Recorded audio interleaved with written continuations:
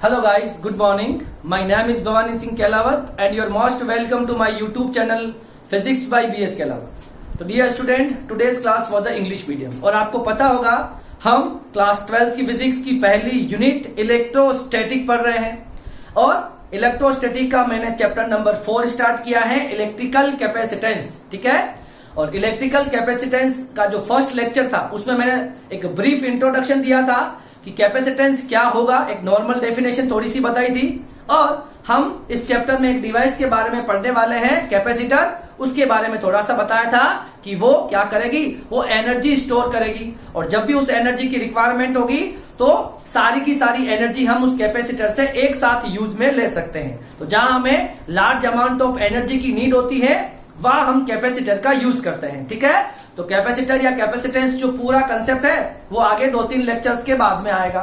तो मैंने आपको कहा था कि पहले मैं आपको जो बेसिक कंसेप्ट है वो बताऊंगा सिलेबस के अकॉर्डिंग और जैसे जैसे आगे बढ़ेंगे वैसे वैसे हमारा कैपेसिटेंस और complete capacitor and it's type जो है वो आगे आ जाएंगे। क्लियर है? तो देखो, लास्ट क्लास में हमने क्या पढ़ा था। तो लास्ट क्लास में हमने मेनली कंडक्टर और इंसुलेटर्स क्या होते हैं और कंडक्टर की तरह बिहेव या इंसुलेटर की तरह बिहेव क्यों करता है, उसके लिए हमने फ्री इलेक्ट्रॉन और बाउंड इलेक्ट्रॉन्स पढ़े थे और उनके बीच में लगने वाले एटॉमिक स्ट्रक्चर देखा था और किस तरह से न्यूक्लियस में कैसे फोर्स लगता है और जो इलेक्ट्रॉन और न्यूक्लियस है उनके बीच में कैसे फोर्स लगता है उसके बारे में भी देखा था। और जो लास्ट टॉपिक था, थर्ड टॉपिक, उस तीसरे टॉपिक में हमने क्या पढ़ा था, तो behaviour of a conductor in an external electric field. हमने एक्सटर्नल इलेक्ट्रिक फील्ड में किसी कंडक्टर का बिहेवियर देखा था और उसमें मैंने आपको 6 प्रॉपर्टी बताई थी और आपको याद होगा मैंने कहा था कि जो लास्ट प्रॉपर्टी मैंने आपको बताई थी कि कोई होलो कंडक्टर जो होता है, कोई कंडक्टर होता है वो होलो होता है, उस होलो पार्ट को हम कैविटी कहते हैं। उस कैविटी के अंदर इलेक्ट्रिक फील्ड इंटेंसिटी 0 होती है। वैसा क्यों होता था, तो मैंने आपको लास्ट लेक्चर के 6th वाले पॉइंट पे मैंने आपको समझाया था कोई होलो कंडक्टर है, ठीक है, और उसका जो बीच वाला होलो पार्ट है वो उसको हम कैविटी कहेंगे। अगर उस होलो कंडक्टर को आप कितना भी चार्ज दोगे फिर भी चार्ज उस कैविटी के अंदर हमेशा इलेक्ट्रिक फील्ड 0 रहेगा। और अगर किसी जगह पर इलेक्ट्रिक फील्ड 0 है और मेरे पास ऐसी कोई डिवाइसेस हैं जो इलेक्ट्रिक फील्ड से अफेक्ट होती हैं या डैमेज हो सकती हैं, तो उस तरह की डिवाइस को मैं उस कैविटी के अंदर रख दूंगा ताकि अगर बाहर से कोई भी इलेक्ट्रिक फील्ड आएगा तो उस कैविटी के अंदर कभी भी इलेक्ट्रिक फील्ड नहीं होगा, जिससे हमारी जो डिवाइसेस होगी वो क्या रहेगी, वो प्रोटेक्ट रह सकती है। ठीक है, अब देखते हैं आज का जो हमारा टॉपिक है वो उस कैविटी के ऊपर ही बेस्ड है। बिल्कुल वो जो कैविटी हमने देखी थी वही आज का हमारा टॉपिक है और इस प्रोसेस को हम क्या पढ़ रहे हैं आज। अगर मैं किसी डिवाइसेस को एक्सटर्नल इलेक्ट्रिक फील्ड से बचाना चाहता हूं या तो उसके लिए मैं एक प्रोसेस फॉलो करूंगा, उस प्रोसेस को हम बोलेंगे इलेक्ट्रोस्टैटिक शील्डिंग। ठीक है, शील्डिंग का मतलब होता है प्रोटेक्ट करना। ठीक है, तो एक्सटर्नल इलेक्ट्रिक फील्ड से किसी को भी प्रोटेक्ट करना, किसी डिवाइस को या किसी भी चीज को प्रोटेक्ट करना, the method is known as electrostatic shielding. Fine, अब देखिए इलेक्ट्रोस्टैटिक शील्डिंग का सबसे पहले जो कंसेप्ट दिया था वो दिया था फेराडे ने। फेराडे ने कहा था कि अगर हम ऐसा कोई स्पेस बना दे, ऐसा कोई रीजन बना दे जिसके अंदर इलेक्ट्रिक फील्ड हमेशा 0 रहे और इस तरह की कोई भी डिवाइस हो जो इलेक्ट्रिक फील्ड से अफेक्ट होती हो, तो उस तरह की डिवाइस को बचाने के लिए मैं उस रीजन के अंदर उसको रख दूंगा। और रीजन था कैविटी और उस कैविटी कैसे बनाई जाती है, अगर मैं उसके सराउंडिंग अगर मैं कंडक्टिंग लेयर कर दूं, एक कंडक्टर का कंडक्टर बना दूं। होलो कंडक्टर क्या होता है, एक साइड कंडक्टर होता है, बीच में उसका होलो पार्ट होता है, वो होलो पार्ट कैविटी होती है, उसके अंदर इलेक्ट्रिक फील्ड 0 होता है। ठीक है, तो ये सबसे पहले फेराडे ने कंसेप्ट दिया था और वो जो होलो कंडक्टर था वो शील्ड जो थी साइड वाली है ना, चारों ओर वाली जो शील्ड थी उसको फेराडे केज कहा गया, फेराडे केज कहा गया। ठीक है, तो पहले मैं आपको क्या लिखना चाहिए वो बता दूंगा, पहले हम इस इलेक्ट्रोस्टैटिक शील्डिंग को समझ लेते हैं कि क्या होती है। देखो, सपोज मेरे पास कोई कंडक्टर अगर है, आपको याद होगा लास्ट क्लास की 6th वाली प्रॉपर्टी, ये कंडक्टर था। अब इस कंडक्टर के अंदर इतना सा पार्ट मैंने एक होलो बना लिया था। ठीक है, मान लेते हैं यहां पर ये एक सॉलिड पार्ट है, ये कंडक्टिंग पार्ट है, ठीक है, विच इज सॉलिड, एंड इसके अंदर वाली साइड में एक होलो पार्ट है जो आपको दिख रहा है, ये वाला जो पार्ट है ये होलो पार्ट है। ठीक है, इसको हम क्या बोल देते हैं, इसे हम कैविटी कह देते हैं। ये अगर इसको चार्ज दूंगा तो चार्ज कहां जाएगा, सरफेस पर, हमेशा कहां जाएगा, सरफेस पे। चार्ज कभी भी यहां पर अंदर वाली साइड पे चार्ज नहीं रहेगा, इस बात को आपको बहुत ध्यान रखना है। तो अंदर ई कितना होगा, हमेशा 0 होगा, और इसको हमने कहा था केविटी, क्या कहा था, और मैंने एक गॉसियन सरफेस लेके इसको मैंने बताया भी था कि कैसे अंदर इलेक्ट्रिक फील्ड 0 होता है। अब देखो क्या होता है, अब चाहे इस कंडक्टर को मैं कितना भी इलेक्ट्रिक चार्ज दूंगा, ठीक है, तो भी क्या होगा, इलेक्ट्रिक चार्ज हम देंगे, फिर भी इसके अंदर हमेशा, इसके अंदर, इस कंडक्टर के अंदर हमेशा इलेक्ट्रिक फील्ड 0 रहेगा। और ये केविटी भी इस कंडक्टर के अंदर आती है, तो इस केविटी के अंदर इलेक्ट्रिक फील्ड हमेशा 0 रहेगा। अब मुझे किसी डिवाइस को अगर यहां से प्रोटेक्ट करना है, अगर कोई ऐसी डिवाइस है मेरे पास, अगर मेरे पास कोई डिवाइस है जो है ना, जो एक्सटर्नल इलेक्ट्रिक फील्ड में अफेक्ट करती है, तो उस डिवाइस को हम कहां प्लेस कर देंगे, उसको हम प्लेस कर देंगे केविटी के अंदर। कहां कर देंगे, ये जो केविटी है, उस केविटी के अंदर उस डिवाइस को हम प्लेस कर देंगे, जिससे अंदर इलेक्ट्रिक फील्ड 0 रहेगा और वो एक्सटर्नल इलेक्ट्रिक फील्ड में कभी अफेक्ट नहीं होगी। समझ में आ रही मेरी बात? तो ये तो था पहला कंसेप्ट, क्लियर है। इस तरीके को हम इलेक्ट्रोस्टैटिक शील्डिंग कहते हैं। तो हम किसी डिवाइस को, है ना, तो देखो इसकी definition, the process of protection of devices from external electric field is known as electrostatic shielding. इसको हम क्या कहते हैं, इलेक्ट्रोस्टैटिक शील्डिंग। इसके एक और definition, the phenomena of making a region free from electric field, एक ऐसा रीजन बनाओ, एक ऐसी जगह बनाओ जहां पर इलेक्ट्रिक फील्ड हमेशा 0 रहे, तो उसको भी हम क्या बोल देंगे, electrostatic shielding. The phenomena of making a region free from electric field, ठीक है, एक ऐसा रीजन जिसके अंदर इलेक्ट्रिक फील्ड कितना हो, 0 हो, उसे हम क्या बोल देंगे, इलेक्ट्रोस्टैटिक शील्डिंग बोल देंगे। क्योंकि जहां पर इलेक्ट्रिक फील्ड नहीं है वहां हम ऐसी कोई डिवाइस रख देंगे, तो वो डिवाइस हमेशा इलेक्ट्रिक फील्ड, जहां पर इलेक्ट्रिक फील्ड 0 होगा वहीं रहेगी। इसका मतलब वो डिवाइस अफेक्ट नहीं होगी, अफेक्ट नहीं होगी तो वो हमेशा बची हुई रहेगी। क्लियर है? अब देखो, इसको समझने के लिए मैं आपको 2 डायग्राम्स इसको समझाने की कोशिश कर रहा हूं, ठीक है। मैं एक होलो कंडक्टर बना रहा हूं, देखो कैसे बनाऊंगा, देखो इसको ध्यान से देखना। मैंने बना दिया इस तरह का एक होलो कंडक्टर, कोई दिक्कत नहीं है, ये मैंने एक होलो कंडक्टर बना दिया इस तरह से, ठीक है। ये इसका सॉलिड पार्ट है, ये होलो पार्ट है, ये होलो पार्ट है, ठीक है, और यही आपकी बाद में कहलाएगी केविटी। क्या कहलाएगी, केविटी। और ये आपका फेराडे केज कहलाता है, ठीक है, फेराडे केज कहलाएगा, ठीक है। अब देखो ये सॉलिड पार्ट है, ये सॉलिड पार्ट है, ठीक है। अब देखो क्या होता है कि अगर इलेक्ट्रिक फील्ड लाइन आती, सपोज देखना अच्छे से, ये इलेक्ट्रिक फील्ड लाइन सपोज ऊपर से इस तरह से आती, कोई दिक्कत नहीं है। इलेक्ट्रिक फील्ड हमेशा कहां से कहां चलती है, प्लस, और यहां से इलेक्ट्रिक फील्ड ट्रांसफर होती है, तो यहां क्या बन जाएगी, माइनस। इलेक्ट्रिक फील्ड की डायरेक्शन क्या होती है, +2 माइनस, इस तरह से बना सकते हैं हम। ये आपके पास इलेक्ट्रिक फील्ड का हो गया, क्या हो गया, ये हमारे पास हो गया इलेक्ट्रिक फील्ड हो गया। अब क्या होता है, देखो ये आपके पास क्या है, ये कंडक्टिंग लेयर है, ये क्या है, ये कंडक्टर हुआ या नहीं हुआ, ये तो होलो पार्ट है, मगर ये तो कंडक्टर है ना, ये एक सॉलिड पार्ट है, इसको समझने की कोशिश करना, ठीक है ना। ये क्या है, ये सारा सॉलिड पार्ट है, ठीक है, ये हो गया होलो कंडक्टर, ठीक है। अब देखो, अब क्या करना है, अब जैसे ही प्लस यहां पे आएगा, इसको समझाने के 2 तरीके हैं। पहला तरीका ये, अब देखो यहां पर क्या होगा, मैं क्या लिख सकता हूं, यहां पर अगर प्लस हुआ तो यहां पर होगा इंडक्शन, क्या होगा, इस इंडक्शन होगा, और जो फ्री इलेक्ट्रॉन्स होंगे वो पॉजिटिव की तरफ आ जाएंगे, और जो पॉजिटिव चार्ज होंगे वो नेगेटिव की तरफ आ जाएंगे, ऐसा हो जाएगा। अब देखो यहां पर 2 इलेक्ट्रिक फील्ड हुए, एक तो आपने जो एक्सटर्नल इलेक्ट्रिक फील्ड लगाया वो ये हो गया आपके पास E0, और एक इलेक्ट्रिक फील्ड बन जाएगा इस होलो पार्ट के अंदर, ये प्लस, ये प्लेट प्लस की होगी, ये माइनस की होगी, तो इस कंडक्टर में एक इलेक्ट्रिक फील्ड बनेगा इसके अपोजिट, EI, कितना बन जाएगा, EI बन जाएगा। तो यहां पर जो E नेट जो होगा वो E नेट कैसे निकालोगे, अब इसके अंदर बताओ, इस केविटी के अंदर, इस केविटी के अंदर इलेक्ट्रिक फील्ड कितना हो गया, E0 माइनस EI, कोई दिक्कत है क्या, E0 माइनस EI। अब देखो जो E0 होता है वो हमेशा किसके बराबर हो जाएगा, EI के बराबर। E0 का मतलब एक्सटर्नल इलेक्ट्रिक फील्ड, क्या हो गया, एक्सटर्नल फील्ड, और यहां पर EI हो गया इंड्यूस्ड फील्ड, क्या हो गया, जो बना है उस इलेक्ट्रिक फील्ड की वजह से ये इंडक्शन हुआ है, और इसके अंदर एक इंड्यूस्ड इलेक्ट्रिक फील्ड बना है। E0 EI बराबर होंगे, तो यहां E नेट जो होगा इनसाइड वो हमेशा कितना आएगा, 0 आएगा। और हमने ये एक ऐसा रीजन बना दिया है, एक ऐसी जगह बना दी है जिसके अंदर इलेक्ट्रिक फील्ड, ये है ना, फ्री फ्रॉम इलेक्ट्रिक फील्ड, ये कौन सा रीजन है, फ्री फ्रॉम ई फील्ड, ये एक ऐसा रीजन है जो इलेक्ट्रिक फील्ड से फ्री है। एक समझाने का तरीका तो ये हो सकता है, और एक और तरीका देखो, अगर इसी को दूसरे तरीके से समझना चाहो तो भी हम एक अलग डायग्राम से इसको भी समझ सकते हैं।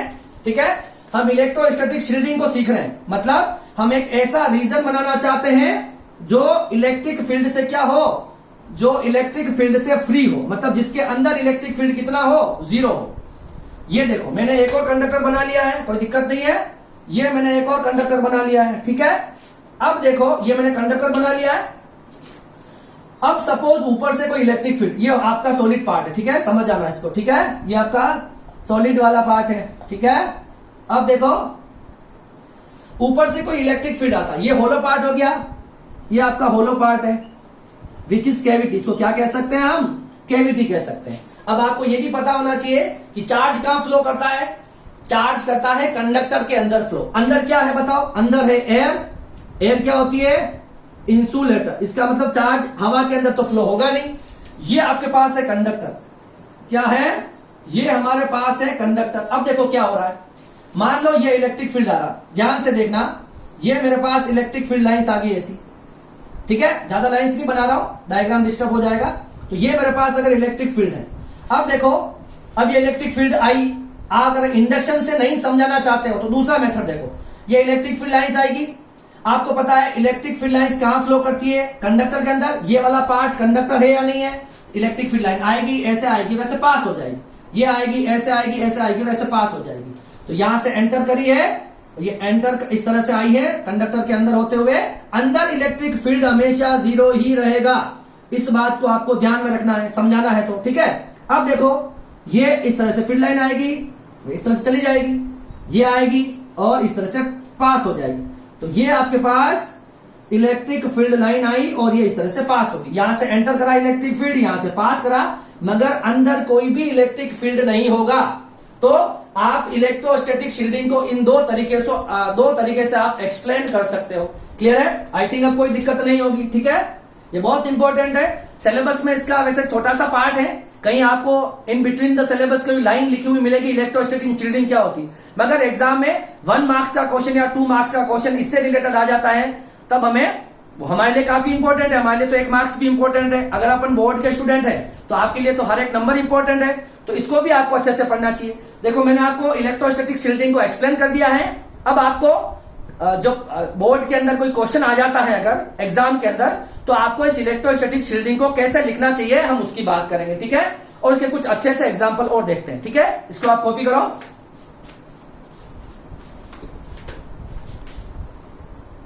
तो देखिए अभी मैंने आपको इलेक्ट्रोस्टैटिक शील्डिंग का कंसेप्ट समझाया है। ठीक है, आई होप सो आपको समझ में आ गया होगा। अब इसको लिखना कैसे चाहिए अगर एग्जाम में आ जाए, तो मैंने जो कुछ थ्योरी लिखी है उसको मैं एक बार रीड करके वापस एक्सप्लेन कर देता हूं और आप इसको नोट्स की फॉर्म में बना लें। क्लियर है, तो देखिए इलेक्ट्रोस्टैटिक शील्डिंग को वापस देख लेते हैं क्या है। Consider conductor with a cavity with no charges place inside the cavity. हम क्या करते हैं, एक कंडक्टर लेते हैं, उसके अंदर एक होलो पार्ट है और हम ये मान के चल रहे हैं कि अंदर कोई भी चार्ज नहीं है। What ever be the size and shape of the cavity, वो कैविटी जो है वो किसी भी शेप और साइज की हो सकती है, जैसे ये है तो ऐसा पार्ट भी हो सकता है। ये अंदर वाली कैविटी का जो है इसको हम कहते हैं कैविटी, इसका शेप और साइज किसी भी तरह का हो सकता है। The charge on the conductor and the external field in which it might be place the electric field inside the cavity is 0। मतलब आप इस कंडक्टर को कितना भी चार्ज दे दो, हमेशा कैविटी के अंदर चार्ज कितना रहेगा, इसके अंदर चार्ज 0 रहेगा और इलेक्ट्रिक फील्ड भी 0 रहेगा। ओके, अब देखिए ये हो गया इसका। अब इसकी the cavity inside the conductor remains shielded from outer electric influence, this is known as electrostatic shielding. मतलब ये शील्डिंग हम क्यों करते हैं, हम क्या करते हैं, इस कैविटी को एक्सटर्नल इलेक्ट्रिक फील्ड से बचाने के लिए हम ये आपके पास क्या कर देते हैं, एक मेटेलिक बॉक्स लगा देते हैं। मेटेलिक बॉक्स समझ में आ रहा है, ये एक कंडक्टिंग हो जाएगा। ये अंदर वाला पार्ट जो होगा इसको मैं कैविटी बोलूंगा। तो इस कैविटी के अंदर किसी भी चीज को रखते हैं हम, इसको प्रोटेक्शन देने के लिए हम क्या करेंगे, इसको शील्ड कर देंगे। इसको क्या कहते हैं, इसको बोलते हैं शील्ड करना, शील्डिंग कहते हैं इसको। शील्डिंग का मतलब एक मेटेलिक लेयर इसके ऊपर लगा देंगे, जिससे क्या हो जाएगा, अंदर इलेक्ट्रिक फील्ड नहीं रहेगा, जो भी इलेक्ट्रिक फील्ड होगा इसकी सरफेस पर रहने वाला है। ठीक है, ओके। एक और इसकी डेफिनेशन हो सकती है ना, आगे देखो, such a field free region is called a Faraday cage. जो आपको ये जो दिख रहा है, ये सेटअप दिख रहा है, इस केज को जिसने एक्सटर्नल इलेक्ट्रिक फील्ड से बचा के रखा है, इसको हम कहते हैं फेराडे केज। क्या कहते हैं? फेराडे केज इसको कहा जाता है। ठीक है, जो एक्सटर्नल इलेक्ट्रिक फील्ड से किसी भी सेंसिटिव डिवाइस को क्या करते हैं, प्रोटेक्ट करते हैं। फाइन, इसकी डेफिनेशन की बात है, हम लिख चुके हैं, फिर भी देखो, the phenomena of making a region free from electric field, मतलब एक ऐसा रीजन बनाओ जो किससे फ्री हो, इलेक्ट्रिक फील्ड से फ्री हो। मतलब ये एक ऐसा रीजन था अंदर वाला, ये एक ऐसा रीजन था जो इलेक्ट्रिक फील्ड से फ्री था। इस रीजन बनाने के मेथड को हम कहते हैं इलेक्ट्रोस्टैटिक शील्डिंग। ओके, थोड़ा बहुत एक्सप्लेनेशन इसका और देख लेते हैं। देखो क्या लिख रखा है, suppose we have a very sensitive device, suppose we have a very sensitive electronic instrument to which we want to protect from external electric field, so we place the device inside the hollow conductor and E inside the conductor is always 0, so device can't affect। मतलब अगर मैं किसी electronic sensitive device को external electric field से protect करना चाहता हूं, उसे मैं क्या करूंगा, एक होलो कंडक्टर के अंदर प्लेस कर दूंगा। और हमें पता है कि होलो कंडक्टर के अंदर इलेक्ट्रिक फील्ड जो होता है वो हमेशा कितना रहेगा, 0 रहेगा, जिससे आपकी जो इलेक्ट्रिक डिवाइस जो होगी वो हमेशा क्या रहेगी, सेफ रहेगी और कभी भी एक्सटर्नल इलेक्ट्रिक फील्ड से अफेक्ट नहीं करेगी, क्योंकि अंदर एक्सटर्नल इलेक्ट्रिक फील्ड आएगा ही नहीं। उस कैविटी के अंदर हमेशा इलेक्ट्रिक फील्ड 0 ही रहेगा। कुछ एप्लीकेशन एग्जांपल है, during thundering it is safest to sit inside a car rather than near tree और इन ओपन ग्राउंड। मतलब अगर तूफान या इस तरह से कुछ होती है, जब बिजली चमकती है ना, जब लाइटनिंग होती है ना तूफान के टाइम, थंडरिंग के समय, उस वक्त हमें कार हो गया, बस में कार में बैठ जाना, बस में बैठ जाना, ये ज्यादा सेफ होता है। इसके कंपेयर में ऐसा नहीं होना चाहिए कि आप ओपन ग्राउंड में बैठे हो या किसी ट्री के पास, ट्री के अंदर बैठे हो। ठीक है, तो कार में बैठना या बस में बैठना ज्यादा सेफ होगा आपके लिए। क्यों होगा, ये डायग्राम आपको दिख रहा है, तो देखो, ये जो आपके पास कार दिख रही है, ये आपके पास मेटल की एक लेयर हो जाएगी, समझ लो, और अंदर हो गया होलो पार्ट, तो ये हो गया फेराडे केज।